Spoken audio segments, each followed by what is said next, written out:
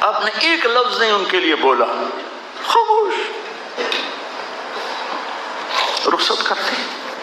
جبریل آ گئے، یا رسول اللہ آپ کیا ہوا؟ جبریل کیا ہوا؟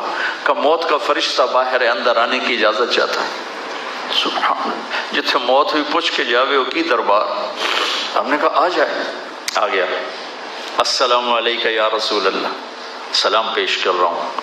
پھر کہا آپ پہلی ہستی ہیں جنہیں سلام کیے ہے، آج تک کسی کو سلام نہیں کیا۔ پھر کہا آپ پہلی ہستی ہیں، اللہ نے کہا تھا پوچھ کے اندر جانا، بن پوچھے نہ جانا۔ آپ پہلی ہستی ہیں، اللہ نے فرمایا تھا آنا چاہیں تو لے آنا، رہنا چاہیں تو چھوڑ کے آ جانا۔ آپ نے فرمایا میں اجازت دے دوں گا تو میری جان نکالو گے؟ کہا جی نکالوں گا۔ تو آپ نے جبریل کو یوں دیکھا آنکھوں سے، جیسے ہم پوچھتے ہیں کیا کروں، جاؤں، رہ جاؤں؟ تو جبریل نے کہا اللہ آپ کی ملاقات کے شوق میں ہے۔ تو میرے نبی نے کہا جاؤ اللہ سے پوچھ کے آؤ میرے بعد میری امت کے ساتھ کیا کرے گا۔ یہ نہیں کہا میرے بچوں کے ساتھ کیا کرے گا، کہ جاؤ پوچھ کے آؤ میری امت کے ساتھ کیا کرے گا۔ جبریل پیغام لائے، اللہ کہہ رہے ہیں اچھا کروں گا۔ کہا اچھا پھر ٹھیک ہے، الآن قرۃ عینی اللہم الرفیق الاعلی، یا اللہ مجھے اپنے پاس بلا لے۔ اور دو نصیحتیں فرمائیں، دو نصیحتیں پلے باندھ کے اٹھنا یہاں سے۔ الصلاۃ وما ملکت ایمانکم، میری امت چھوٹے بڑے مرد عورت نماز نہ چھوڑنا، اور غریبوں کے ساتھ زیادتی نہ کرنا، نماز نہ چھوڑنا۔ حقوق اللہ نماز، حقوق العباد غریب لوگ خاص طور پر۔ ویسے تو جس کا بھی حق مارا جائے وہ مظلوم ہے، چاہے مالدار ہے چاہے غریب ہے، لیکن غریبوں کو خاص طور پہ پوائنٹ آؤٹ کیا، میری امت ایک نماز نہ چھوڑنا۔ آپ سب بچے اللہ کرے سارے نمازی ہوں، پر میں یہ اسی دیش میں یہ اتنی عمر گزاری ہے، کچھ پڑھتے ہوں گے کچھ نہیں پڑھتے ہوں گے، زیادہ نہیں پڑھتے تھوڑے پڑھتے ہیں۔ تو ایسی بچیوں کا حال ہے، ایسے گھروں کا حال ہے، ایسے بڑوں چھوٹوں کا حال ہے۔ کم از کم ایک بات لے کے جب نماز نہیں چھوڑنی، نیت کرتے ہو۔ دوسرا فرمایا کسی پہ زیادتی نہ کرو، کسی پہ زیادتی نہ کرنا، کسی پہ زیادتی نہ کرنا، سہ جانا، لوگوں کو سہنے والا نہ بنو، خود سہنے والے بنو، معاف کرو، درگزر کرو، امت بن کے رہو۔ اب مختلف مکتب فکر کے لوگوں میں سے ہو، ہم بھی سب بھی، لیکن ہم امت بن کے رہیں، ہم جڑ کے چلیں۔ پچھلے 20 سال سے میں یہ فریاد کر رہا ہوں کہ میرا دیش کی سب سے بڑی جو دہشت گردی ہے وہ فرقہ واریت، میرے دیش کی سب سے بڑی دہشت گردی فرقہ واریت ہے، جو مجھے امت پنے سے نکال دیتی ہے، مجھے اللہ کی نظروں سے گرا دیتی ہے، مجھے اپنے حبیب کی محنت پہ پانی پھروا دیتی ہے۔ میرا نبی امت امت کرتے چلے گئے، اور ہم نے امت کو کفر میں بانٹ کے رکھ دیا، توڑ کے رکھ دیا۔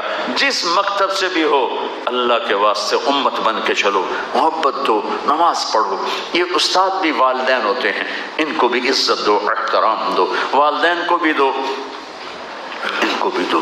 اپنی شادیاں ماں باپ کی رضامندی سے کرو۔ تم لڑکے لڑکیاں کٹھے پڑھتے ہو، خود اپنی شادی کے فیصلے مت کرو، اس میں برکت نہیں ہوتی ہے۔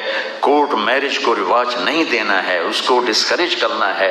ہم اپنے والدین کی دعا لے کر رخصت ہوں، ہم اپنے والدین کی دعا لے کر کسی کی بیٹی کو گھر لاؤ گے تو وہ دعائیں تمہیں شاد و آباد کر دیں گی۔ یہ ہمارا کلچر نہیں ہے کہ ہم اتنی چھوٹی عمر میں اپنے فیصلے خود کرنے لگ جائیں، ہمارا کلچر نہیں ہے۔ ہاں والدین سے کہتا ہوں کہ اولاد کی رائے کو ضرور اس میں داخل کرو، پوچھو، بچی سے پوچھو، بچے سے پوچھو، چونکہ ٹی وی کے ذریعے سے بات آگے جا رہی ہے، والدین بھی سنیں گے۔ والدین کے ذمہ ہے اپنے بیٹے سے پوچھیں بیٹا یہاں کر دیں آپ کی شادی۔ اگر بیٹا کہے کہ نہیں کرنا چاہتا تو وہ بیٹا نافرمان نہیں، اللہ کے واسطے اسے مجبور نہ کرو۔ بیٹی کہہ دے ماں جی میں یہاں نہیں کرنا چاہتی تو وہ بیٹی نافرمان نہیں ہے، اس نے اپنا شرعی حق استعمال کیا ہے۔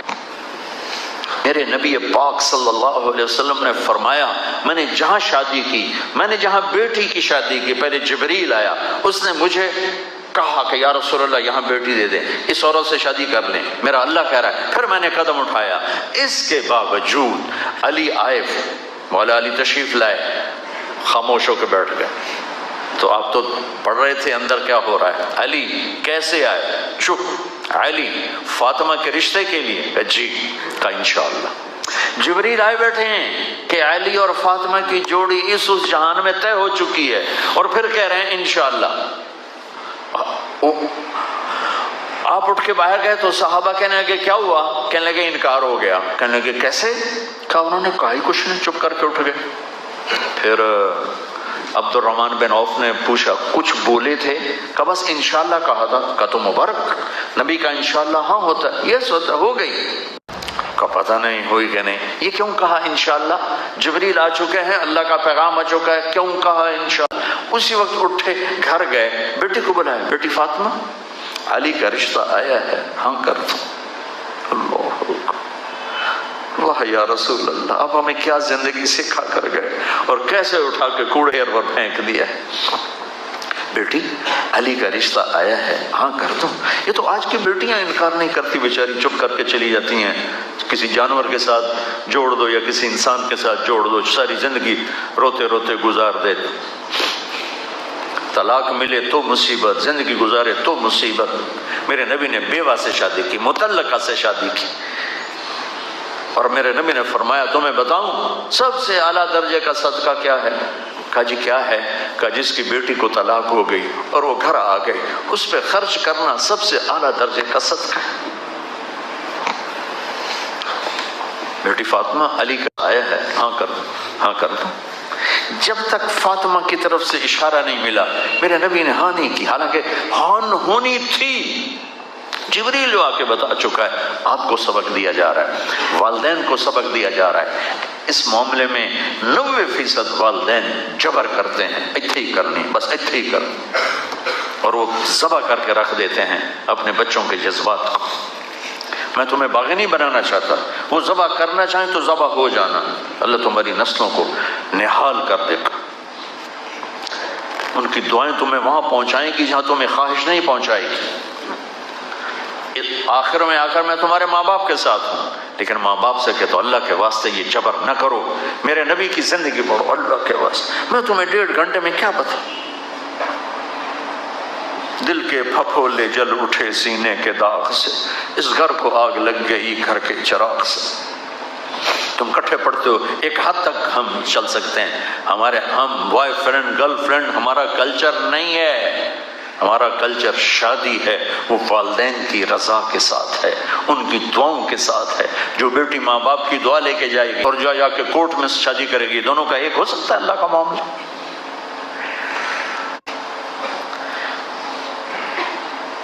سیکھو بچوں، زندگی سیکھو۔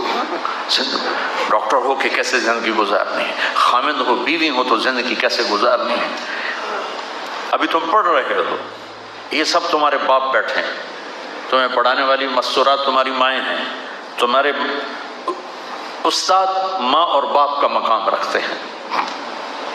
جن والدین نے جنا وہ بھی ہمارے لیے، اور جو ہمیں پڑھا، مولا علی عالم الناس فی العالم، میرے نبی کے بعد سب سے زیادہ علم والے، اور کہتے ہیں جو مجھے ایک حرف پڑھا دے میں اس کو نوکر ہوں۔ لفظ نہیں کہا، لفظ نہیں کہا، ایک حرف، اور حرف کے ساتھ شریعت کو نہیں جوڑا، شریعت کا ایک حرف پڑھا دے، کا ایک حرف چاہے دین کی علم کا چاہے دنیا کے علم کا پڑھا دے، میں نوکر ہوں، جہاں مرضی چاہے بیچ دے۔ تو اپنے استادوں کو ماں کا مقام، باپ کا مقام دو، ماں کا مقام دو، عزت دو، اس سے اللہ تمہیں وہ علم دے گا جو کسی کو بھی نہیں ملے گا۔ نماز کا اہتمام کرو، آپس میں جوان ہو، لڑے ہوئے ہو گئے، کسی نہ کسی سے تمہارا بائیکاٹ ہوگا، تو میری گزارش ہے یہاں سے اٹھ کر صلح کر لینا۔ اللہ کو پسند نہیں ہے کہ آپس میں لڑے ہوئے ہوں اور بول چال بند ہو۔ کوئی زیادتی کرے معاف کرنا سیکھو، تم سے زیادتی ہو جائے معافی مانگنا سیکھو، یہ میرے نبی کی عظیم و شان سنت ہے، معاف کرنا۔ 21 سال قتل کرنے والوں کو آپ نے کہا جاؤ معاف کیا، مکے والے۔ ایک جگہ آپ لیٹے ہوئے تھے، ایک بدو آیا، اس کا نام تھا غورس، آپ کی تلوار لٹکی تھی، یوں اٹھائی اور آپ کو پسلی میں ماری، یہاں آپ اٹھ کے بیٹھ گئے، تو اس نے تلوار سیدھی کر دی، کہا کون بچائے گا؟ تو آپ نے مسکرا کے کہا اللہ، تو تلوار اس کے ہاتھ سے چھوٹ گئی، تو آپ نے اٹھا کے سیدھی کر لی، تجھے کون بچائے گا؟ کہنے لگا میں تو ہی بچاؤں گا۔ تو آپ نے کہا کلمہ پڑھتے ہو؟ کہنے لگا نہیں۔ آپ نے کہا جاؤ معاف کی، جاؤ معاف کی۔ تو بچوں،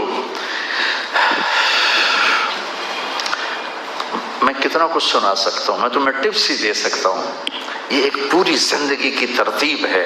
اپنے نبی کی زندگی پڑھو. خاص طور پر آپ نے زندگی کیسے گزاری، باپ بن کے، بیٹا بن کے، بھائی بن کے، اور خاص طور پر خامن بن کے آپ نے زندگی کیسے گزاری، یہ پڑھو. اور اپنے نبی کا، اپنے رب کا قرآن پڑھو، اور اپنے اس لائن پر محنت کرو. ڈاکٹر بننا، تاجر نہ بننا. اور جب اللہ موقع دے تبلیغ میں وقت لگانا.